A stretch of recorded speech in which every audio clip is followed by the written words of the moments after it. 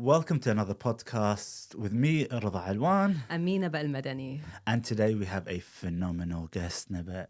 Who do we have on? Well, we want to introduce her, but we're going to leave it for her to introduce herself. But let's just tell you, this individual has done quite a lot. A lot in such a short space of time. Yeah, very young. And across multiple countries. Yes. Coming from quite a few countries as well, as I believe we've just been told. Yes, welcome. Welcome, Amina. Thank you Dr. so Amina Al-Yassin. Thank you. Thank you so much. I'm really excited to be here. Oh, we're so excited to have you. Don't even know where to start. Where do you want to start? Do you want to start right from the beginning, or do you want to talk about the interesting stuff that you've been working on? Oh my goodness. Well, I'll leave it up to you. I will definitely leave it up to you.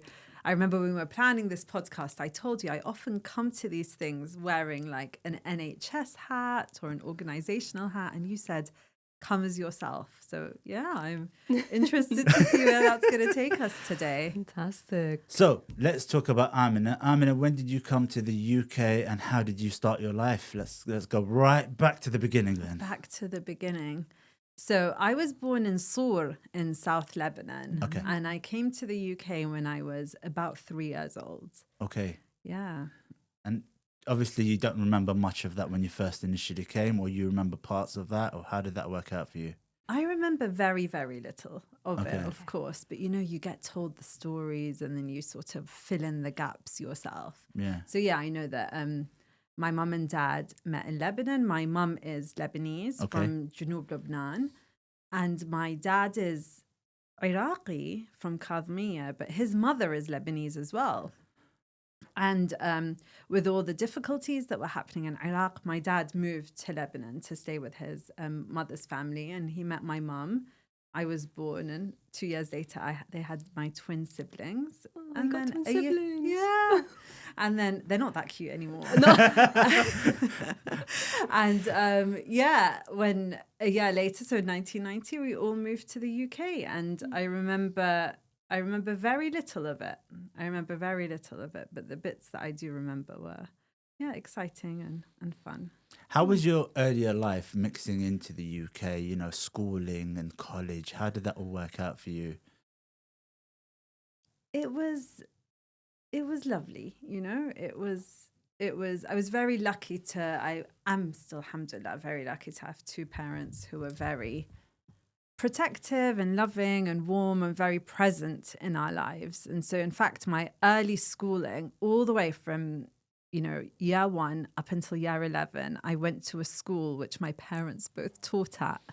And so we all had a very, very cozy, lovely little existence. They were. So were you the teacher's pet then, because your parents were always Do you know what? It's actually completely the opposite. I often found myself getting in trouble for things I absolutely didn't do. Oh, and there's a very famous story of a time when my mom's going to kill me for this, when I actually won a competition, but my mom wouldn't let me be the winner because she was running it. And so one of my friends, who I resent to this day, was given the prize instead. So you won a competition, but because your mum's running the competition, she's like, you don't deserve it. Not that you don't deserve it, but I can't be seen to be nepotistic. And in fact, my daughter goes to that school at the moment and is still facing the same struggles. Because mom's still working there. Mom, mashallah, is still working there. And your father's still working there My as well. father's still working there as well. He is. They've been working there, I'd say, on and off for almost 30 years now. Wow. Yeah. Amazing. Your kids go there? One of my children Just does. one. You said just one. One of my children goes there. Yeah, my daughter Aya. And how is she finding it? She's Having loving it. Granddad and grandma at school. She's really loving it. There's something, it's a Islamic school, and lots of the children who go there will be of similar backgrounds to her. Okay. And there's something special about it, I think, for that stage of life. It's your, she has that sort of that comfort to be completely herself, Lovely. And it's definitely not a setup I would want for her long term. But for now, it just feels like a really beautiful greenhouse in the middle of a world that is like increasingly complex and chaotic. Absolutely. Yeah. That's amazing. So, do we go further deeper into that? Because obviously, having parents in your school, there's normally a bit of bullying. There's normally a bit of people picking on you. Did you experience anything like that, or is that just the life as it continues? It's a really good question. I think life was, I don't know if it's fair to say, but I think life was maybe simpler back in those days, you know, even if you had squabbles at school or difficulties with friends, it all ended at 3:45, you know. No one had phones that meant that would continue throughout the evening. We weren't so exposed at the time to, you know, social media or the internet or much that was going on in the outer world. And I think no matter, you know, now that I'm an adult and I reflect back on it, I think there must have been so much that my parents were going through, you know, to have moved from country to country, to be raising 3 children at the time. It then became 4 in a country that was unfamiliar to you, you know, learning the language, finding your way. But they managed to really shield us from that in a way that meant that, you know, we were afforded like a childhood that felt carefree. Was there expectation from you to be studying extra hard because your parents were teachers? It's going to stick to that. Yeah. Now that I'm you said sticking your to that. parents at the school, that's it. Yeah. Because your father did teach me in that Oh my school. goodness. Oh gosh. So yeah, we'll have to touch on that as well. There was always a very, very high academic expectation. Now, I don't know if that's because they were at the school or if it's because, you know, as first generation immigrant parents, good academics was seen as like being your ticket to a better life. And so there was definitely a huge expectation on that. Also, you know, my father's family are very academic themselves, and they have been for generations and generations. My mum was the first from her sisters and her whole family to go to university. So both of them, for their own different reasons, had a real, you know, investment in education. So pressure, yeah, there was pressure, yeah.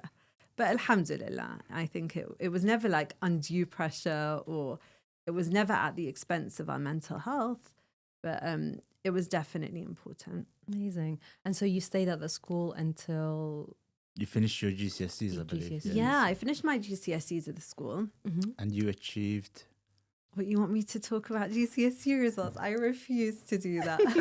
The only reason why I asked is because I've got a very, very strong bird that's told me that you achieved some great scores and something to be extremely proud of. You introduced me as young in the beginning of the podcast. We're not saying what year. We're not saying what year, but you know. I mean, GCSE results feel like a lifetime away. But yeah, I did, alhamdulillah, achieve very well in my GCSEs. And at the time, it feels cringy even to think about it, but we'll talk about it because it was important, I think, in terms of my identity formation. Okay. But at the time, I won an award for having achieved like amongst the highest results in the country. And that then became a really big deal. We went to visit Lebanon for the first time since leaving, shortly after my GCSE results. Oh, wow. That was the first time you went back. Yeah. When I came age 3, the next time I got on an aeroplane was age 16 to go back to Lebanon for the first time. And I think for my parents, it felt like a really huge achievement. You know, like we've come back now and alhamdulillah, like we got what we had set out to do. Like we've managed to, you know, set our children up well. So that was, the reason I smile and laugh about it is because at that time, that felt like everything, you know, like academic achievement felt like everything. But it's now, I think, with, you know, the benefit of 20 more years of life that I realize that it is important, but that really it is such a small part of the bigger picture of what makes someone successful. And so, yeah, it is, it's funny to be talking about it. It's been a while. It's been a while. How were your A-levels? Where did you go?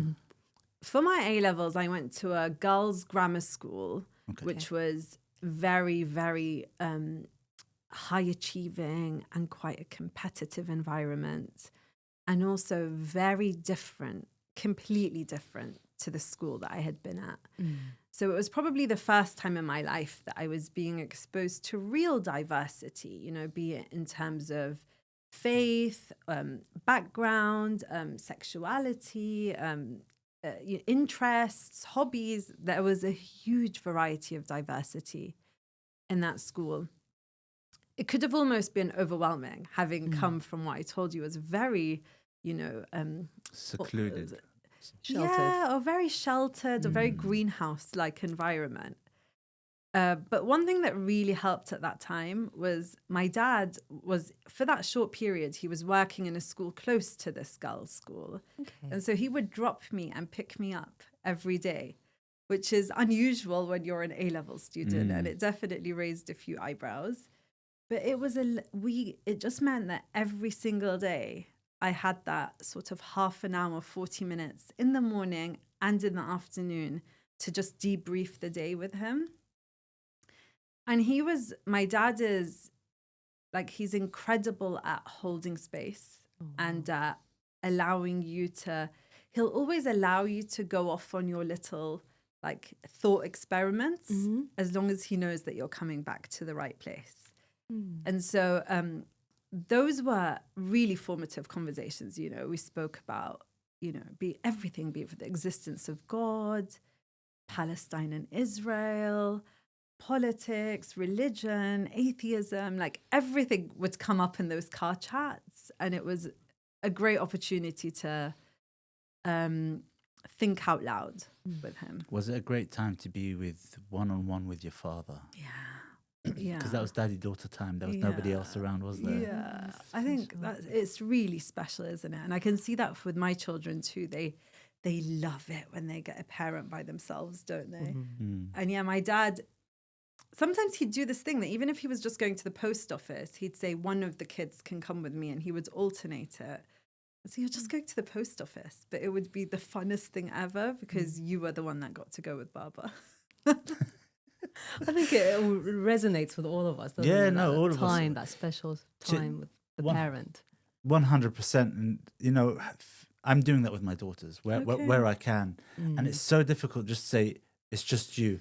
And it's like the others, what about me? And it's just like, no, this is your time. You'll have your time. And it's just, it gives them that reassurance that you are listening, I think. Yeah, absolutely. I do the same with my boys. We go on dates. Oh. Yeah, we go on dates. Like today, we're going on a date. Me and Joel, me and Elias will go on a date. Yeah. But yeah. How lovely. And I think there's something special there, especially about your opposite gender parents, that really teaches you so much about like what to expect in relationships and about boundaries and about how love can be gentle and how, you know, it teaches you so much. Yeah. So that experience being in that college, did you have a lot of questions? Yeah. Were you exploring different things? Yeah. Were you allowed actually? Were you given the space to explore different things?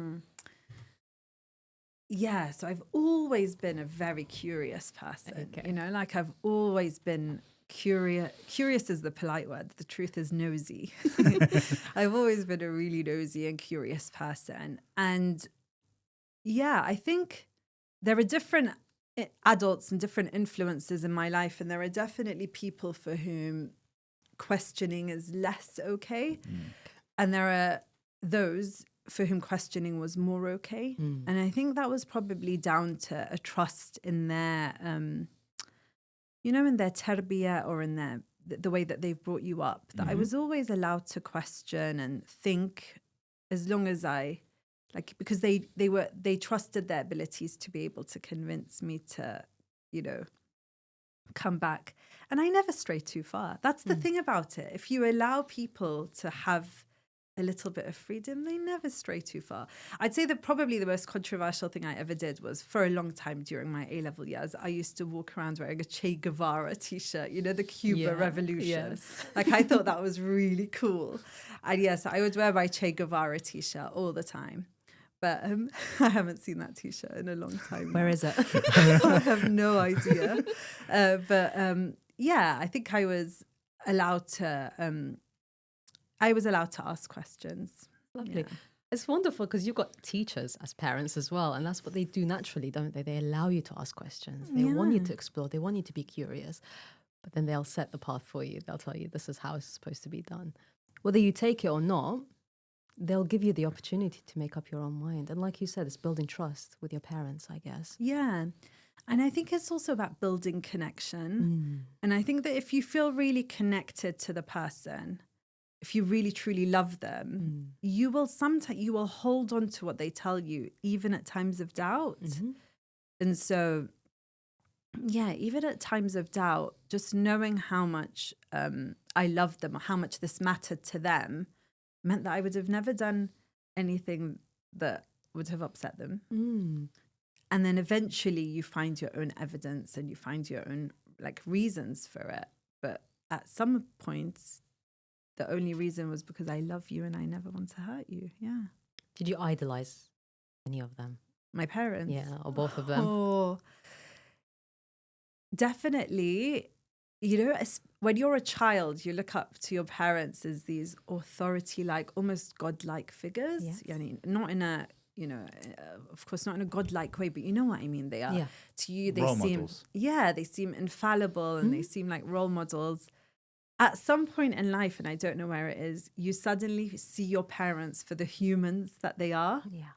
And you realize that, you realize their strengths, but you also realize their flaws and you realize their weaknesses and you realize their struggles.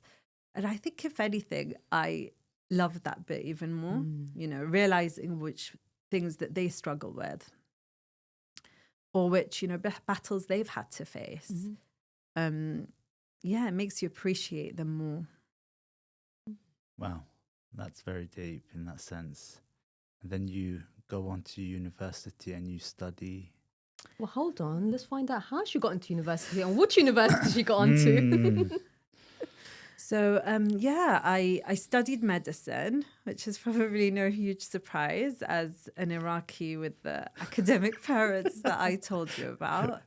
I certainly for like long periods in my A-levels wanted to study something else, maybe. What was that? I flirted with politics, philosophy and economics for a while. I thought I would enjoy that. But I remember a very distinct conversation in the Tesco car park one day in which I was heavily encouraged to consider medicine. And in all honesty, it has turned out to be completely the right fit. And I'm grateful for having made that choice. So I applied to university and went to Cambridge to study medicine. Was that your first option? Was that your only option? I applied to Cambridge and London universities as well, and I got accepted in them. I really, really wanted to go to Cambridge. How proud were you when you got into Cambridge? And how proud were your parents? How proud were my parents? So I worked really hard. I remember preparing for that interview and going for the interview, and it's like an overnight stay, and I had spent hours practicing. And in those days, we didn't have like tutors and as much help and things like that. And I truly, truly, truly did not think that I would ever get in. Why? Because it was just, I didn't know anyone who had been. And I don't know. I never thought I would.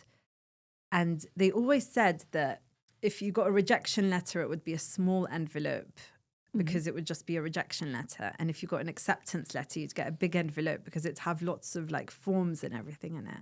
So on the day, this big envelope arrived through the door and I held it. I was like shaking and I opened it up and I saw the acceptance letter and I screamed and screamed. And my mum came down and she's like, "What?" I'm like, "I got into Cambridge." And she goes, "Amina, if you don't get in, who would get in?" And then she just turned around and went back upstairs. No hugs, no. Well done. She was obviously very proud, Oh, but sure. but that attitude of, you know, she just knew she had done her job, and she had the trust and faith that I didn't have at that moment, that things would be okay. But that said, it wasn't easy to convince them to let me to go. I'm guessing that must have been a challenge. That was a challenge. So, of course, no one in our community that they knew had ever left home to go to university. Everyone stayed. And especially that I had good options in London. It was hard to convince them why I should leave home when I could stay and study and stay at home. So I remember I emailed the Islamic Society at Cambridge. I found their email address online, and I emailed them and I told them my situation. I told them I've got accepted, but my parents aren't sure and they're worried about me leaving home. Within days, I got about 40 emails back. 40? 40, from all sorts of different students that were at Cambridge already, all sending just letters of emails of like support and encouragement. And I just printed them all out and I showed them to my dad. And he said, make a PowerPoint presentation. Evident teacher. Present your case. So I remember I made a PowerPoint presentation and we all gathered in my brother's room and like they were all sitting there and I had to like go slide to slide. And at the end of it, they were convinced and they let me go. Oh, wow. What was that moment like for you? I don't even remember. But yeah, I just remember the whole thing being very exciting. Yeah. How was it being, obviously now you've got complete freedom. You're in Cambridge, Student Union, the Islamic Union. How did you mix yourself into all of that? Yeah. I mean, a few things to say are, firstly, I went to a girls' college in Cambridge. So it means that your accommodation and some of your tutorials are in a female-only environment, but then your lectures and all the big things are mixed. And that remains a female college to today. It's called Murray Edwards. Wow. And I think it was a beautiful environment. You know, it was such a safe, supportive environment. And it was exactly the step that I needed to make me feel comfortable there. And there's a lot of discussion about, you know, female colleges and should they exist. But I think for a girl like me who was coming from the culture and background that I was coming from, I don't think it would have been easy to go had I not had that sort of safe space. And the second thing to say is, subhanAllah, one of the other Iraqi girls in our community also that year was accepted to medicine in the same college, a really dear friend who, Yasmin, who are still great friends. And so we went together and I somehow convinced her to share a room with me. And that was, again, just a beautiful, you know, it just felt so safe. And it was great to have that support when we navigated such a different new world. Amazing. And how long were you there for? I was there for 3 years. Okay. Yeah, I was there for 3 years. In that last year, I was engaged to my husband. And then halfway through the degree, you have the option of moving to a different university. Okay. So we moved to London and I went to a London medical school. And yeah, we started married life for the second half of my medical degree. And how did you meet your husband? I met him in the Islamic Society at Cambridge. Yeah, yeah, Oh. yeah. He's neither Lebanese or Iraqi, right? No, we believe in diversity here, obviously. Yeah, he's Bahraini. He is Bahraini of Persian heritage. So he's got a sort of mixed heritage as well. Oh, like it's an amazing mash, isn't it? United Nations. Yes. No, home must be amazing. Kids must be having all sorts of...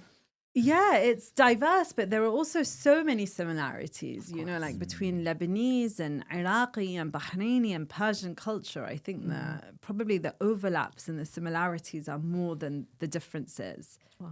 But I really love that diversity. Bet. Your dialect and accent, that must be a bit of a cocktail. Oh gosh, yeah. Like Iraqis say I speak Lebanese, Lebanese say I speak Iraqi, Bahrainis just wonder what on earth's going on. Yeah, it's definitely a mixed bag. Yeah. And so what do they pick up? Oh, well, very interestingly, my children have none of this identity crisis at all. They are just Bahraini and very proud. Oh, Yeah. So they've gone with Baba's side, that's it. They've got Baba's side, yeah. Yeah. Of course they have got, the culture is very mixed and diverse at home, but they feel strongly Bahraini. Yeah. I think we've got this challenge at home. So my wife is from Najaf and I'm from Baghdad, and there are certain words that are different. And it's just sort of, I say things in the words that I know, and she says, and the kids have automatically just straight away picked up. If Baba says it like this, it still means this. Okay. So then it's regardless of which sort of word it is. I'm sure Yeah. there's that mixture between Bahraini, Iraqi, Lebanese, whatever words that you're going with. Do you have that sort of, the kids can pick up any word and it just, they go with it? Yeah. Yeah. I mean, is it a ja or is it a ya? Is it diai or is it judge? Is it, is it shitail or is it shoki or is it gifsha or is it malaqah? Like there are so many different words for every single thing. We speak a concoction of it. And But the kids understand all of them. yeah, I mean, of course, we face the struggle that lots of parents face in like trying to teach them Arabic and to speak Arabic confidently. But in terms of their understanding, they do understand them all. Yeah. That's fantastic. That's brilliant. that's the beauty of having that diverse background and mixing all of these different dialects. Yeah, and I think just in the same way that the dialects are mixed, why I'm such a champion for diversity is because you gain so much in every aspect, My dad's family are so different to my mum's family. My families are so different to my husband's family. And I think that everyone has each one of those brings something new and very special to the children and how they view the world. So yeah, I love that diversity. And so you moved to London and you carried on with the medicine degree. And how long was that for? Is that another? Yeah, that's another 3 years. 3 and then you start your junior doctor training years, which are fun and busy and night shifts. And Your husband's also a doctor, right? he is a doctor, but a PhD doctor. So okay. yeah, according to him, he is the real kind of doctor. Yeah. I'm not going to get involved in that. Yeah, That's between you and your husband. Yeah, let's not. Yeah. But I mean, as a junior doctor, your times and schedules must have been very difficult in those early years. Yeah. The first few years, especially when you've got night shifts and weekends, and they're busy. They're busy. As soon as I had children, I moved to part-time working, which made it, more manageable. But it was still. I'm glad that the night shifts and the weekends are behind me now. So you took this decision to become a GP because you had kids? Yeah, it's a good question. So no, not really. So I first started in pediatric training, and when I started in pediatric training, I had 2 children by that time already, and I did pediatrics for about 3 years, and I really loved it. I really enjoyed it. We were working with everything from premature babies born at like 24 or 26 weeks. Wow. All the way to teenagers, age 16, 17. So it was really diverse, really fun. And I loved pediatrics. Yeah. I moved to general practice for like a whole range of reasons. Okay. But definitely one of the real benefits of general practice has been you are able to be a bit more flexible in that you can have what's called a portfolio career. So I now do 3 different jobs, and I'm only able to do that because I'm, able to have that flexibility. Yeah. Wow. 3 different jobs and kids? Yeah, I always say I have 3 jobs and 3 children. So 6 jobs in total. And a husband. And a husband.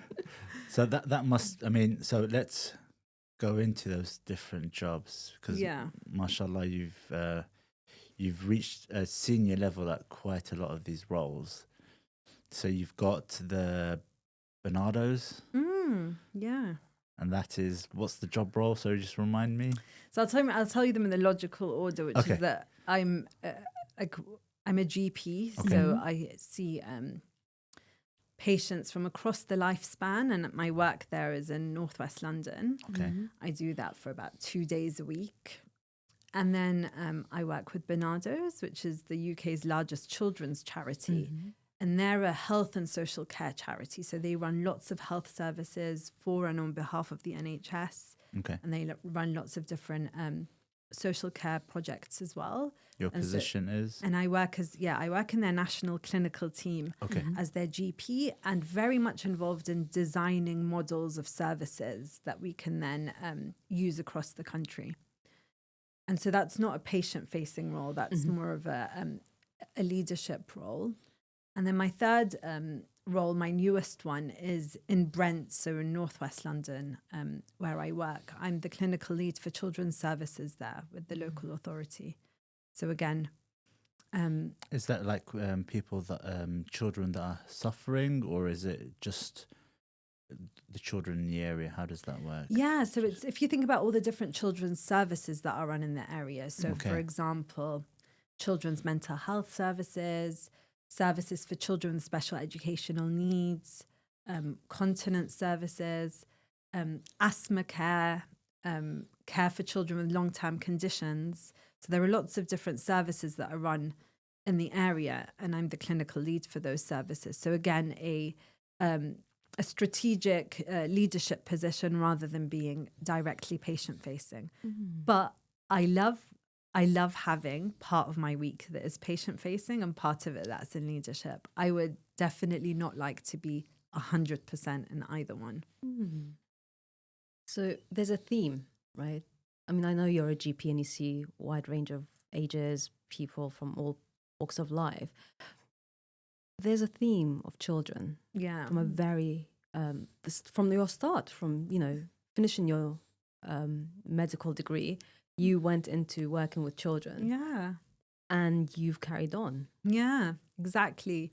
So yeah, there's definitely that golden thread that runs through all my work, which has been exactly as you've identified, that focus on children. Yeah. And within children, a real focus on like mental health and well-being and inequalities. But where did that passion for children come from? Was it something you've always had it in you, or? I think I've always loved working with children. I love their energy and, I love that. But I became a mum at a relatively young age. So I became a mum aged about 25. So you do foundation year 1 and 2 after finishing medical school. Okay. And I became a mum in the middle of those two.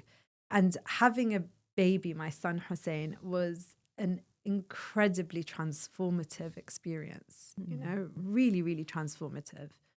And I definitely think that it was that which brought my interest in children and in their potential to life. So what I mean by that is, I remember just looking at him and just thinking, you could become anything, and so much of this is in my hands. Like, it's such a huge responsibility, but also feeling very much like,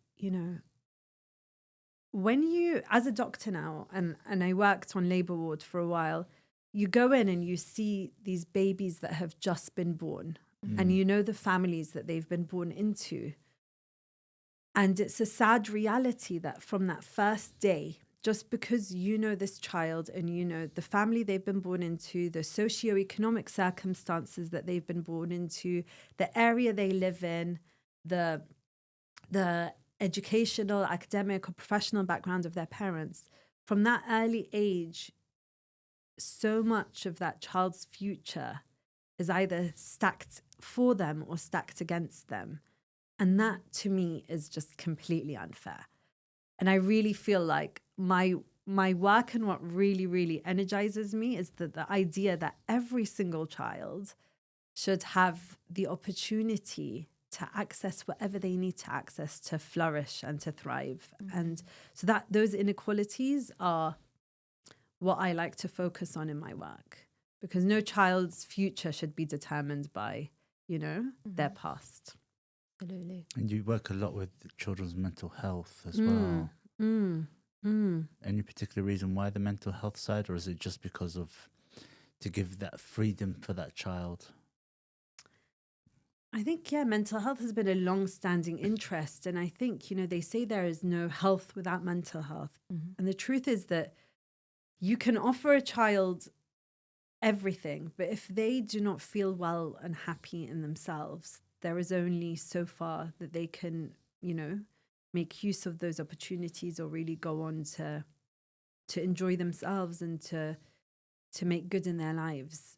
I think mental health is so core. And it's also still, whereas there are so many people that are interested in children's physical health, mental health at the time when I got really interested in it, about 6 years ago now, was still emerging, it was still stigmatized. It was still, people didn't talk about it so much. It was still an area that deserved a lot of attention. And that's, I think, why I went into it. Lovely. And so where did you move on to this mental health? Where did you take it to the next level? What was the next level like? Because we've been told that you've actually taken it not just to the UK, but you took it to Iraq as well. Yeah, so the Iraq chapter. Yes. The Iraq chapter is a really interesting chapter. So you're right. I worked for a long time with Al-Ain Social Care Foundation, which is Iraq's largest orphan care charity. And they look after the needs of orphan children in a really, really holistic way. So they started off with, sponsorship and money and food and education, but then they quickly realized that mental health and well-being were really important. And so I started working with them a while ago on 2 of their different programs. One, which is supporting their therapists with their training and with their supervision and with their governance, because they've got a network of therapists and clinics in the country. And the other one was on Hikayati, which was a real passion project and a center in Najaf, which is there in Hayy al-Adala, and is a place where orphan children go and have the opportunity to. It's this incredible center. So they have lots of fun. They swim. There's a theater. There's a cinema. There's soft play. There's all sorts of things. And in the middle of those really, really fun days, they get access to workshops aimed to develop their confidence, their resilience, their team working skills, their self-esteem, programs that have been designed really, really carefully, so that they're tailored to their, to their background and to their needs, and that really equip them with those skills. So that's like the more early intervention project, and then we've got the therapeutic side as well. Wow. And so that work with Iraq. Amazing. And how was it received in Iraq?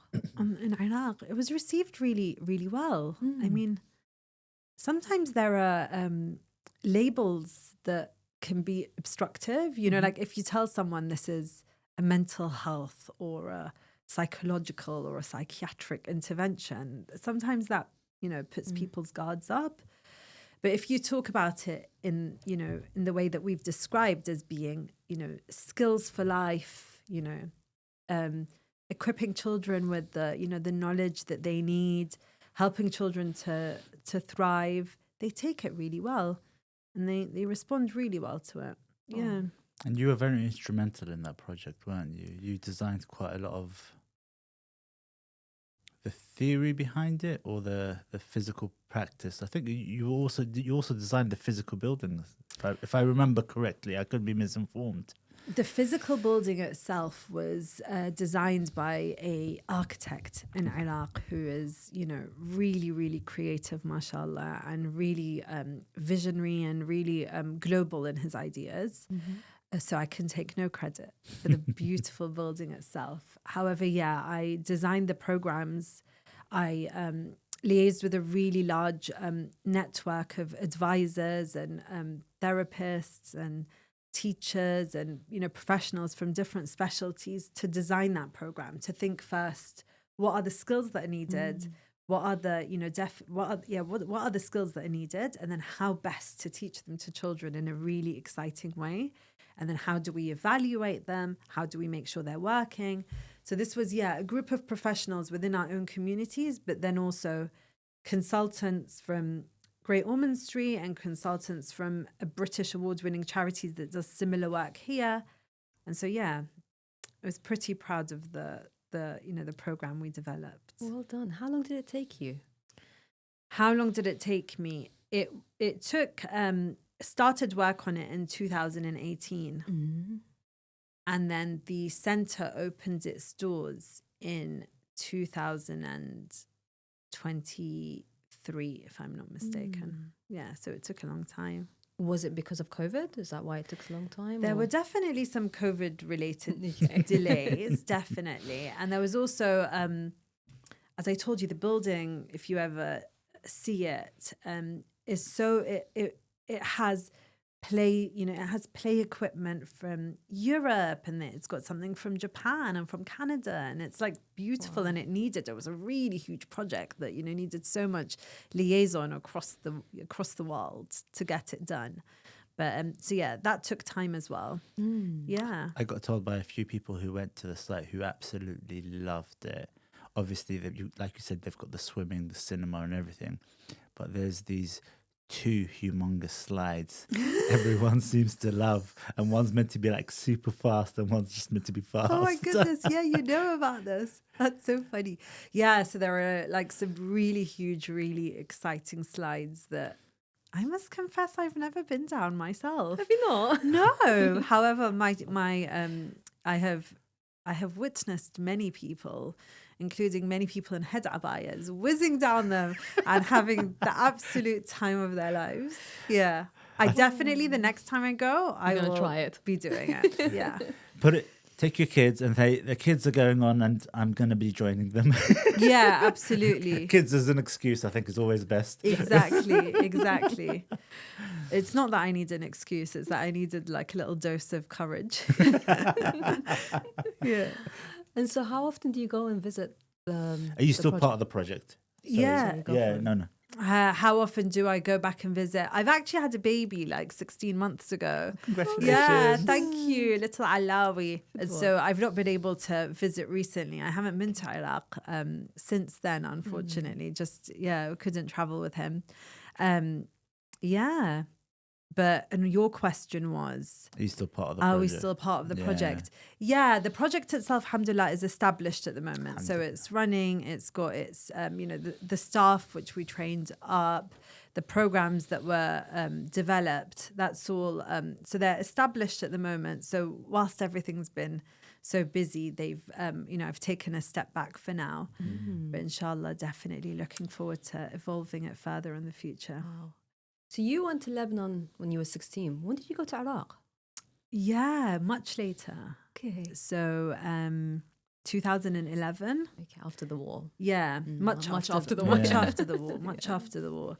I went to Iraq. It was the year before I had my son. And I had never been sure how I would feel when I would go to Iraq. Did you go with parents? Or? Yeah, I went with my parents. Okay. The first time. And it was this bit of a funny, we were going, and then there was a lot of snow and the trip got cancelled, like airport disruption. So the trip got cancelled for about 5 days. So we were really like at home and really sad about not going. And then we weren't sure if we were going to go or not. And then it finally happened and we went. And arriving in Iraq was such an experience. Like, it was such a moment in my life. I remember up until then feeling really quite confused about my identity. I'd say throughout my childhood, I never really knew what I was. Am I Lebanese? Am I Iraqi? Am I British? Am I, Bahraini wasn't on the cards then. But I remember arriving to Iraq and coming out of the aeroplane and just crying, like crying and crying and crying. And I remember in the airport, the staff came up to my dad and they're like, Shabiha, like, what's wrong with her? Why is she crying? And he's like, no, it's her first time coming to Iraq. And she's really, really, like, you know, she's really touched. What triggered that emotion? It was a few things. It still touches me every time I see it. You know, when you go to Iraq in the airport and there are two queues and it says Iraqis and non-Iraqis. And I'm like, oh my God, there's a place in the world for us. Like there's a queue in the whole world where we are prioritized. And I remember also just hearing the Iraqi accent, and that just, even till now, like the Iraqi accent just, it like goes straight into my heart. And being in a country where I just looked like people, and where as long as I didn't open my mouth, no one would look at me twice. You know, it was just it felt like home in a strange kind of way. Yeah, in a way, it made me realize there was a gap in my heart that I didn't know was there. Yeah.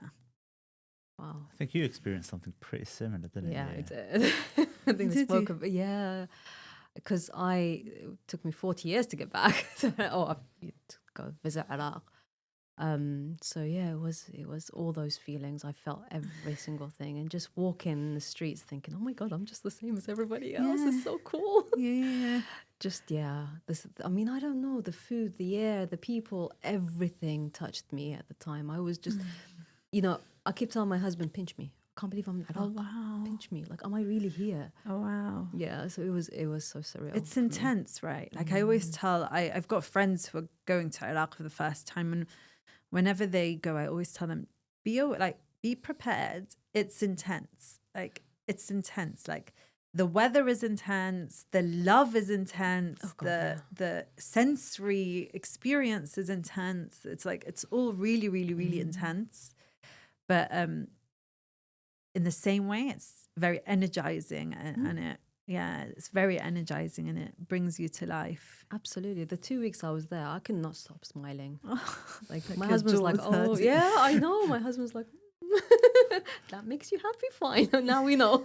Like I said to anybody that's going to Iraq, it's like enjoy every moment. Yeah. Just take it all in, because like you said, the sensory, the smells, the buildings, the architecture, the religious areas, the mosques and everything. There's a lot to take in. And what I've seen with current people nowadays is that they live behind a camera and they don't actually take it in. So put that phone away just for like 10 minutes, wherever you are. Just absorb exactly. Absorb the vibe, absorb the food, absorb the architecture. Just listen as well. I mean, don't get me wrong, there's a lot of horns going on. Traffic, cool. But that's typical for every Arab country. But it's just listening to people around you, and then understanding who your family are. You know, you get to meet so many people that are cousins, because everyone out there is some form, somehow related when you start mixing in with the family, especially when you go with your family.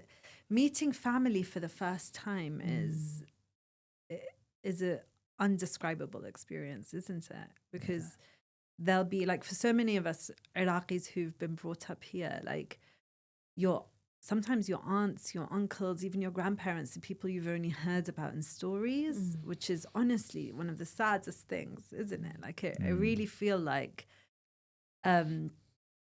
we've had so many opportunities and advantages for having been brought up here, but there are some penalties we've had to pay.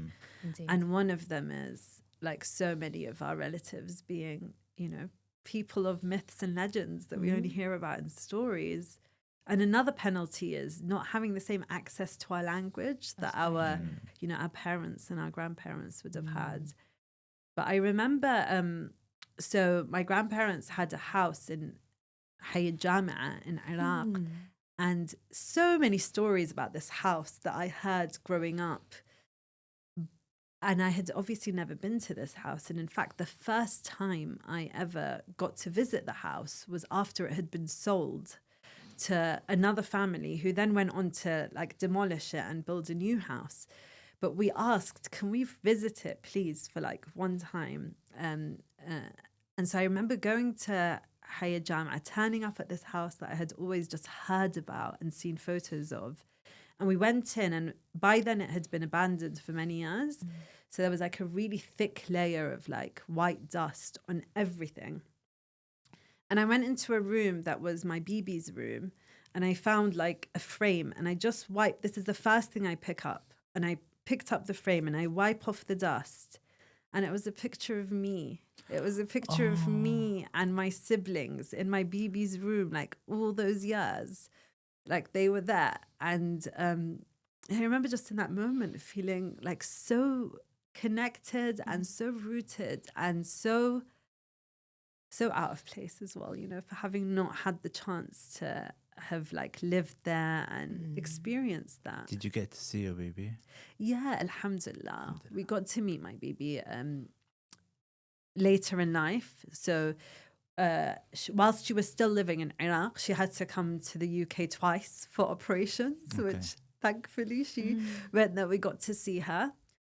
And then the later years of her life, when she was much older and much frailer, she was in Dubai with my uncle who was looking after her there. And so we got to see her much more there. So alhamdulillah that my baby is someone who I do have memories with. But yeah, the same can't be said of all my grandparents, which is so sad. Yeah. So, a super mum, 3 jobs, 3 kids. 3 countries. 3 countries. Mixing all of that in, and then your time management skills must be phenomenal. They're not bad. But truth be told is that I have a wonderful network of support, like a really wonderful network of support. And therefore I absolutely can't take all the credit at all. You know, that's been a real blessing. So my husband is, you know, he's a life partner. Like he's honestly my best friend and just my partner through life. And he's currently away this week. So I'm like totally appreciating the amazing role he plays in our life. I wouldn't be as cheesy maybe if he was here. And yeah, again, family that are just so supportive and helpful. So I think definitely without them all, I would not be able to do it at all. Not to say what job do you enjoy the most, but I'm going to say what job do you enjoy the most? From those 3 jobs? Yeah. Or from the jobs that your experience of jobs. Your cocktail of experience of jobs, because it sounds like it's a very full life. The job I have ever enjoyed the most in my entire life was the Hikayati job. Definitely. Yeah. Just for everything, for like having that creative freedom to like find a problem and then to look for the solution and to co-create it with children and with other professionals, and then to go to Iraq and feel like, you know, you were engaging with the community there and doing something helpful and training staff there and engaging with the children directly and all of that. That was definitely the most incredible job I've ever had. Can I ask a little bit of a question? Because that's something that sort of just come to mind. The childhood trauma some of those kids would have gone through, which you might have been privy to, that must have left you with some effects as well, no? That's a really good question. I think for anyone who works in mental health or anyone who works closely with the trauma of others, this is something that's always on our minds and is also something that we're trained to be very, very aware of. So it's called vicarious trauma. And it's the fact that sometimes you may not have experienced a trauma yourself, but for having heard about it from other people, you can be impacted. And so, anyone who works in this field usually needs to be highly self-aware about when things are starting to impact you. And you also usually are in clinical supervision or in some form of supervision, which means that you yourself get to go and talk to someone about your feelings and your experience, so that there is, some protection and some like detection if any of these issues are occurring. But one of the things that's most protective in these scenarios is where you feel you're able to have an impact. So in fact, the people at highest risk are those who are exposed to the trauma, but also helpless, like not able to do much about it. Those are the people that we worry about most. When you feel like you're having some sort of input or impact, then that's quite protective. No, but you deal with some of these high risk cases as well. And Yeah. Like Amina said, we're really well trained and we have our own supervision, and we learn to bracket other people's issues, and so it doesn't mix into our daily life. yeah, no, because it's just fascinating how, I mean, I do love hearing people's stories and I enjoy hearing it, but sometimes you get shocked by what somebody's experiences are. Yeah, and I mean, that is a key skill. And I'd say, for example, being a GP, if you imagine it, I'm sat at a desk and in one morning, 18 people will come in and 10-minute slots, right? 10-minute slots. The first person will come in, they're struggling with their fertility. They've not been able to have a child for 3 years. The next person will come in, it might be like an unwanted pregnancy. The next person will come in, they've just suffered a bereavement. The next person will come in, okay, a UTI, alhamdulillah, easy one. And next person will, and it does feel like every person comes in and gives you a heavy box and you carry it. You carry it. If I go home at the end of the day carrying those 36 boxes, then I will be absolutely crushed. Yeah. And you might be able to do that for a day or two, but there's no way you can do that sustainably. So yeah, every professional working in this field needs to have a way of like packaging the box back up and giving it back to the person, or dealing with it in a way that means that you're not carrying it all yourself. But that said, it still impacts us. We'd be lying to say that, we've not all had times when you've gone home and cried or been up all night thinking about a patient or a family or a case that you've seen.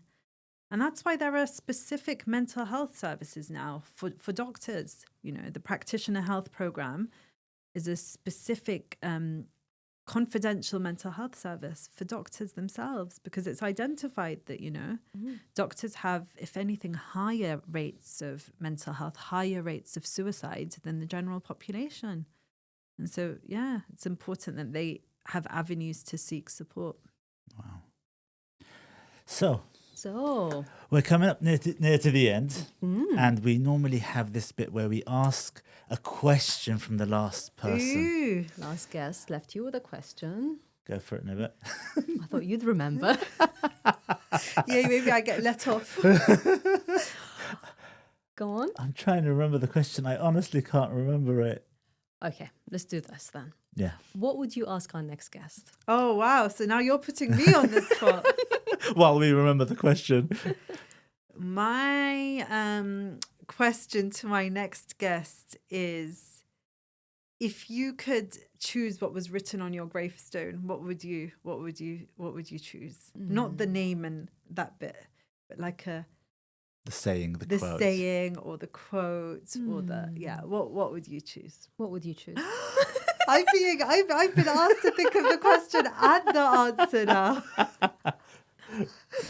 I've not had time to think about it, but the best one I've ever heard of is one which says, "See, I told you I was ill." I like that By one. the show, inshallah, you'll never get ill. I think I remember the last person. Okay.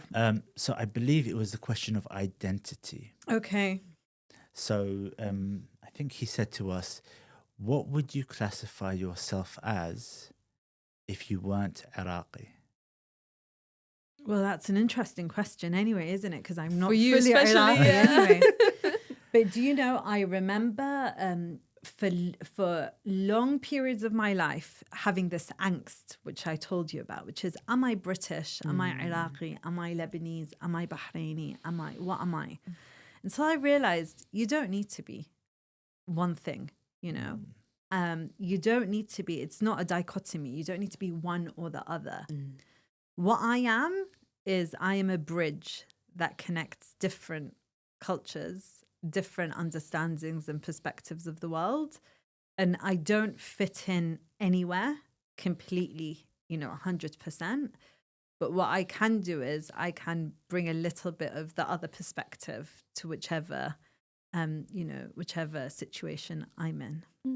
So that's how I'd answer that question. Beautiful. That's a beautiful answer. That's Yeah. that's very well answered. I think it sounds like it was rehearsed. Well, you didn't even know the question, so how could I rehearse it? But yeah, thank you. But no, thank you so much for your time. We know how busy you are with It's 6 been a jobs you pleasure. have. It's been Quote. a pleasure. Honestly, I mean, like you said, you're a very modest person with regards to all of the achievements that you've gone through and everything that you've done. And a huge congratulations for everything that you've done. Truly a privilege to have known you. And I think going through all of your history and just sort of going, I was like, wow, mashallah, oh, wow. And I was like, you know, and then it's like, you know, looking at even your early years in your GCSEs and all the achievements that you've gone through, it's been phenomenal to see.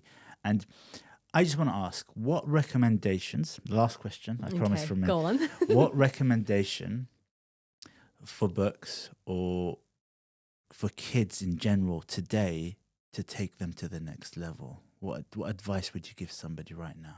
Wow. For a child? Yeah. That's a big question for the last question, isn't it? But I would say my biggest recommendation, what books are fantastic, but even more than that is align yourself with good role models, you know, and align yourself with good people who you feel are truly living their values, you know, people whose values align to yours, even if their interest or their career path isn't exactly the one that you want. If you find that network, if you find that tribe, that support group, that's what will take you the furthest. Lovely. Well said. Very well said. Well, thank you. Thank you. Thank you for joining us Thank in you this so much for podcast. having me. Please, everyone, like, share, subscribe, follow. This helps us to get great guests on, like Dr. Amina Al-Yassin. Thank you so much. Thank you.